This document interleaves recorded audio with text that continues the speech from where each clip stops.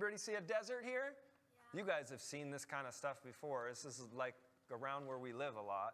Amaya, what else do you see? There's a close-up cactus. Yeah, there's a cactus.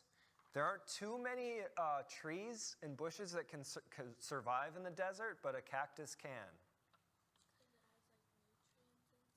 like nutrients inside of it. Mm-hmm. It's able to survive longer without water. Yeah, what else do you guys see in the picture? Do you see any animals living in this area and thriving and having fun? Do you see any animals, Noah? Snakes. Sometimes snakes can make it in the desert. But yeah, otherwise, there really isn't too much that can live here, right? What's that? Ooh, a tarantula and a scorpion. Sometimes those are animals that you find in the desert, yeah. But there's not a lot of animals, are there? What else you guys see in here, in the picture? Like a U-shaped mountain. Okay, yep, so you see some hills and stuff back there. And Noah? Clouds, yeah, there's some clouds in there. It looks like it's about to rain. Looks like it might rain, yeah. Does it look like the other plants are doing very well? Do they look green and healthy? No, not really. The So, ones on the ground, they look like tumbleweeds. yeah. So it kind of looks like a place where there's a lot of death even. Like things just can't live and survive and all that stuff.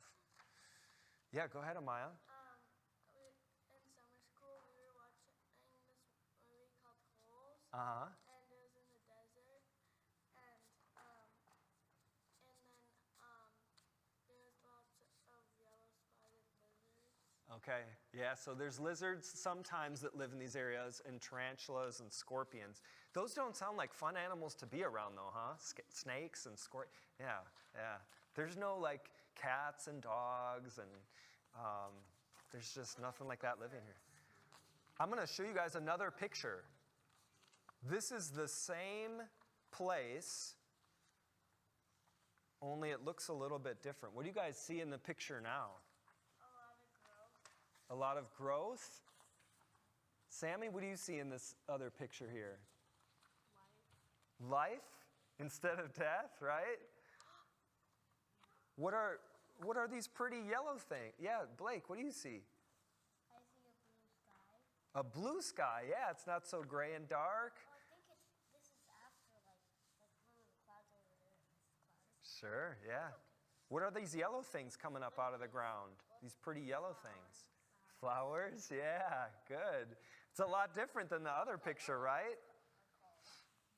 Did you guys listen to the Bible reading we just had before from Isaiah? It was talking about how God was going to take a desert place where there was death and there wasn't a lot of good things happening, and God was going to take it and turn it into the picture with flowers and life and hope and beauty.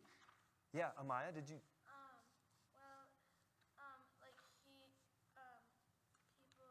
Like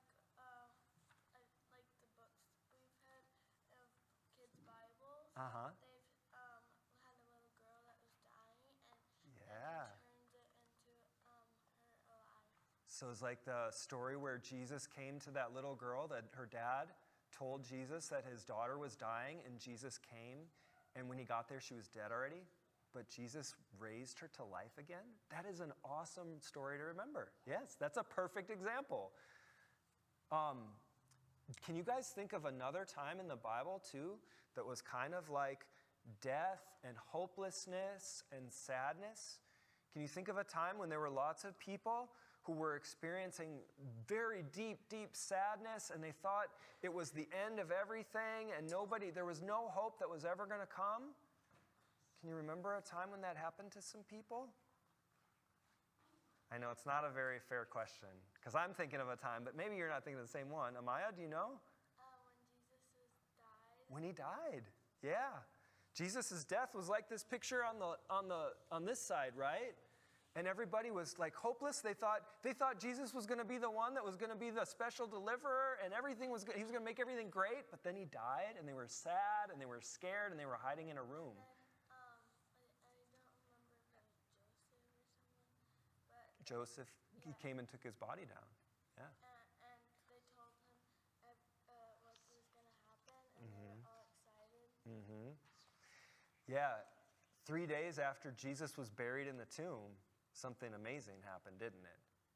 Something that people weren't quite expecting. He died and then risen. Yeah, he rose to life again and appeared to them. Can you think of how it would have been a lot like this picture when Jesus appeared to everybody? And all of a sudden, he was alive again? Even though they were so sad and they thought everything was over, Jesus came back and appeared to them. And it was like flowers were bursting in the desert and all kinds of beautiful, wonderful things were happening. So that's something for us to think about today as we look at these pictures. I want you guys to take those pictures home. And anytime you see like a desert place or somewhere that looks like it's kind of nothing's really living there and thriving, you can remember how that's what life is like far from God. It's sad and it's lonely and nothing's living and bringing about life. But God has a way of bringing life in places of death. So you guys can just remember that every time you see those pictures, okay? Thanks for having your hands up, guys. I'm gonna pray and we'll keep going. Maybe we can talk afterwards, okay? All right, let's pray together. Dear Lord, we thank you for your promises through Isaiah the prophet that you were going to do something so marvelous and so wonderful and bring life and hope in places where it seemed like everything was hopeless. Thank you for doing that in our lives. Thank you for bringing us here to this place where every week we get to hear the message of your love and your salvation for us and all people. And please continue to make us people that bring life into places of death around us. Amen. All right, thank you for coming up, guys. Yeah, Noah, what do you got, buddy?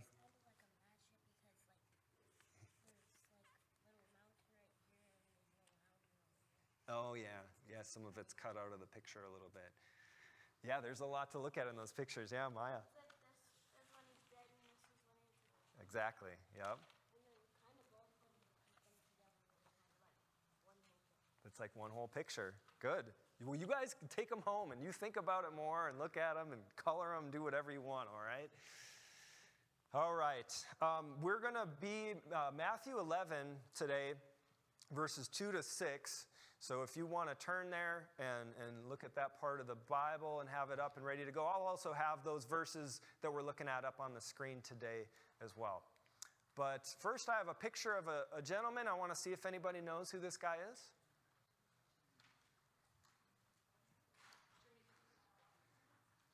Thank you, Darlene. Jimmy Carter. I don't remember what number president of the United States he was. Does anybody have that all memorized? You ever met somebody like that where they have they know who was the 43rd president or whatever? Does anybody do that? Anybody know? Roland, do you know? Jimmy Carter, anyways, he didn't go down as one of the United States' greatest presidents of all time. But I wanted to show you his approval rating over his presidency. This is a graph of what it looks like. You'll notice that right around, like 1979, August of 1979, it took a pretty big dip. And that was because, according to a source that I looked up, it says that Jimmy Carter in 1979 faced an energy crisis, rampant inflation, and slow economic growth. So that's why his approval rating took a big dive. I suppose everybody would be, if the economy's humming along and inflation is somewhat reasonable, everybody's gonna mostly give the president, all right, I may not agree with everything, but we'll give him a thumbs up. But dark times tend to bring out our true colors, don't they? They tend to bring out our deepest expectations. That's the first point we're going to look at today as we consider this account of John the Baptist. But dark times reveal our deepest expectations. That's when everybody really starts getting upset with the president. Or maybe God. So we're going to look at a little account from the life of John the Baptist. He's one of the most influential people in the church. John the Baptist was the guy God called to prepare the way for the Lord. I mean, this is a huge, huge calling and task. He was the one who was out in the desert, calling people to come out and confess their sins and be baptized and to get ready for the King's coming. All right, this is a pretty big deal of what John was doing. But we're going to hear today about a time when John went through a rough little patch. Here's the beginning of the account. When John, who was in prison, all right, so there's a backstory that we're missing here. Anybody know real quickly why John was in prison? John the Baptist? Anybody remember? Go ahead, Tom. He had gone over to King Herod's Okay. little palace and had accused him of marrying and sleeping with his brothers. Okay. John the Baptist rebuked somebody who was in authority, a king, King Herod at the time. And King Herod didn't like what he was saying, and so he put John in prison. Have you ever heard of that before? Where somebody doesn't like what someone else tells them, and so they get rid of them, throw them away, don't want to listen to them, throw them in jail. All right, this is why John's in prison. When John, who was in prison, heard about the deeds of the Messiah, okay, heard about the activity that Jesus was carrying on, he sent his disciples to ask him, "Are you the one who is to come, or should we expect someone else?"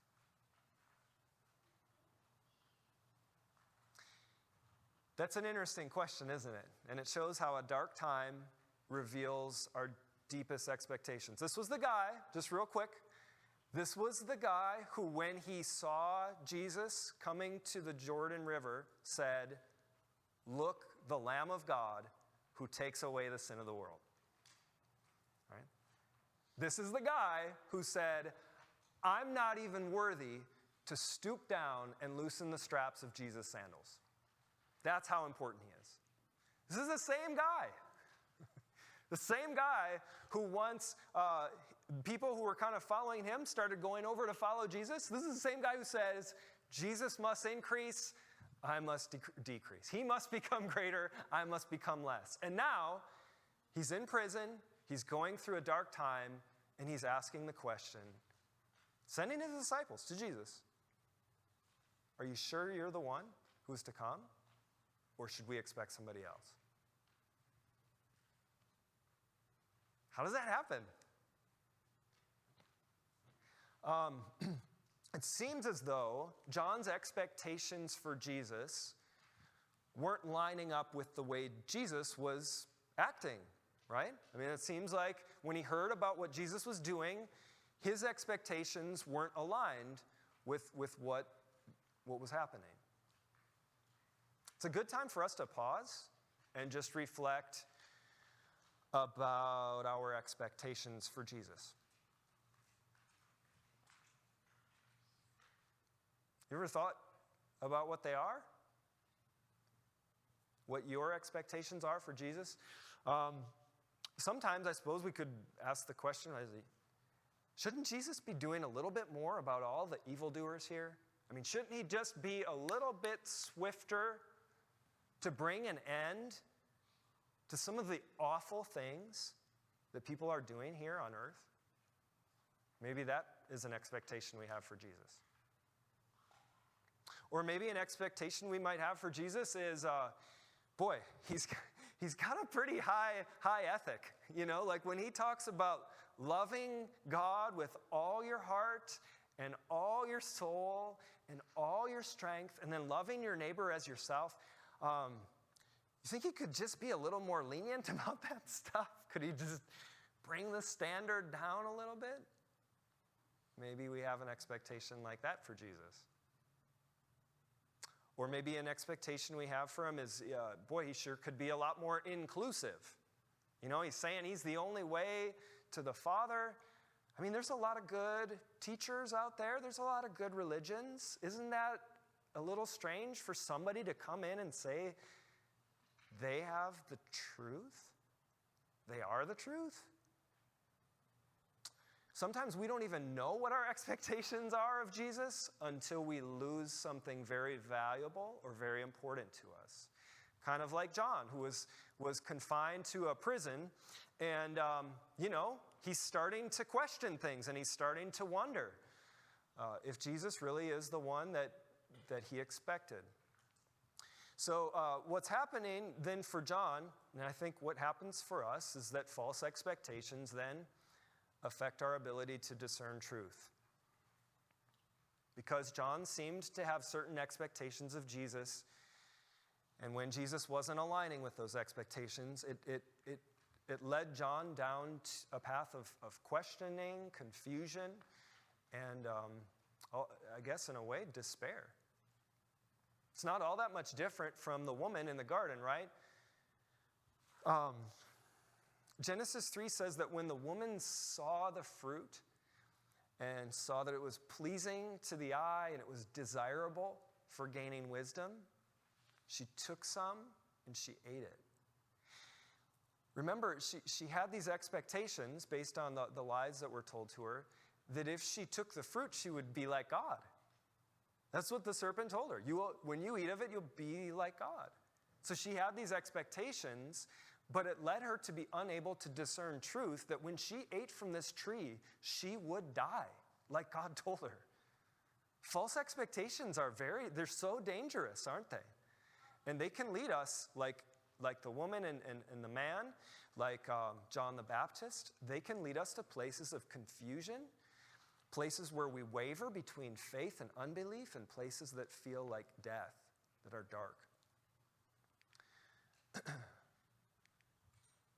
Has anybody ever heard of No One Dies Alone? Yeah, I thought probably you would, Amy. No One Dies Alone. It's an initiative, program really, started by the woman in the picture here. Her name is Susan Clark, I think. And she began this program where she recruited, trained volunteers to go in and sit with patients who were in their last moments of life. And these individuals didn't have any family or anyone to come and stay with them as they were finishing their earthly lives, as they were dying. And based on something that had happened to Susan while she was a nurse, something that she regretted later, she promised that she would never, ever let a patient die alone again. And so she started this program, started this initiative to make sure that no one would die alone in a place of darkness and loneliness and, having no one there with them. Great program to do, it sounds like. But it made me think a little bit about Jesus and John. John was in a dark place, wasn't he? He's questioning whether or not Jesus is the Messiah. And Jesus didn't, in front of these disciples, he didn't chastise John. He didn't talk about, how could he be going through this? How could he do such a turnaround? What's going on? Jesus didn't do any of that. This is actually what Jesus said to those disciples of John who came to him. Jesus replied, "Go back and report to John what you see and hear. The blind receive sight. The lame walk. Those who have leprosy are cleansed. The deaf hear. The dead are raised. And the good news is proclaimed to the poor. Blessed is anyone who does not stumble on account of me." Jesus wants to make sure that he will never leave anyone in the dark. That's the third point. With Jesus sending them back to John with these words, "Go and report what you see and what you hear," Jesus never leaves us in dark places. Kind of like the woman who wants to make sure that she's right there by the side of people who are facing their last moments of life. So they're not alone. But for Jesus, it's not just a matter of sitting by our bedside and holding our hand. That's not what I mean by him not leaving us in dark places. What I mean is that everything he said to John, that the lame walk, the blind see, the dead are raised, all those things are things Jesus literally did. But those are also things Jesus does to us spiritually, doesn't he? He opens our eyes to see. He makes our feet to walk in his paths. He cleanses us. He raises the dead to life. And he does it all by graciously coming to us through his word and by the preaching of the good news to the poor. Jesus never leaves us in the dark. He doesn't just sit by people's sides as they die. The truth is, Jesus is the one who knows what it's like to die alone. Jesus is one who knows what it's like to be a man of sorrows and acquainted with grief and familiar with suffering, despised and rejected by people. Because he did die alone. There was nobody by his side. There was no one who came to his rescue, and it was just the way it was supposed to be. Because before he gave up his last breath, he said, "It is finished." It's kind of like in Genesis, when we hear about how God created the heavens and the earth in 6 days, it says on the seventh day, he rested because he had finished his work of creation. Do you know when Jesus rested from all of his work? On the seventh day. Jesus died on a Friday and was buried in the tomb on the seventh. And so he, just like at creation, when God said that he had rested because he finished his work, when Jesus, it is finished, and then he rested from his labor because he brought salvation to the whole world. He brought rescue and deliverance from sin. And so after 3 days, the whole, every account of Jesus' resurrection is to people who were in dark places, literally. It was to people whose eyes were closed to seeing. The 2 disciples on the road to Emmaus, they didn't recognize Jesus, but then when he broke bread, they realized he was alive. When the disciples were locked in the room for fear of the Jews, they were in a dark room. They were afraid. They were locked. And Jesus never leaves us in dark places, appeared to them. Every resurrection account of his appearance says they were overjoyed when they saw the Lord. They were overjoyed. And why wouldn't you be if the one who you put all your hope in was dead and now he's standing in front of you? The resurrection of Jesus is the power of God at work. So because all this stuff is true, that Jesus doesn't leave us in the dark, and that it's through his word, through the preaching, through the message of Christ that he comes to us, the last point is to realign our expectations to Jesus' word. When we lived in Milwaukee, in Wisconsin, every winter, by the end of the winter, the roads were in horrible shape. It was Michigan. Was it like that there too, Nicole? Yeah. Back in these places that are brutally, terribly cold that nobody should ever choose to live in, the roads would be horrible after the winter, and there were potholes all over the place. And every single winter, you had to do what with your car? After you drove over these potholes all winter long, what do you have to do after alignment? We had to take our cars in because it's really hard on the mechanics. Patrick, if I say anything that's really wrong, just fix it later for everybody. But it's terrible for your steering, right? And the suspension. That's the word I'm looking for. Thank you, Patrick. Terrible for your tires. If you leave it unaligned, this is going to wreak havoc on your vehicle. And so you go in, and they realign your car so that it drives straight and well and smooth. God, through the word and message of Christ, does the same thing with our expectations. He graciously realigns them according to his word, so that we have appropriate expectations of ourselves, and we see ourselves as people who are far more guilty and in need than we actually ever dared to imagine. But so that we also see Jesus as far more gracious and kind and devoted than we ever believed. So just a couple of You might say, well, when do we do this? Where do we do this, Pastor? Realign our expectations to Jesus' word.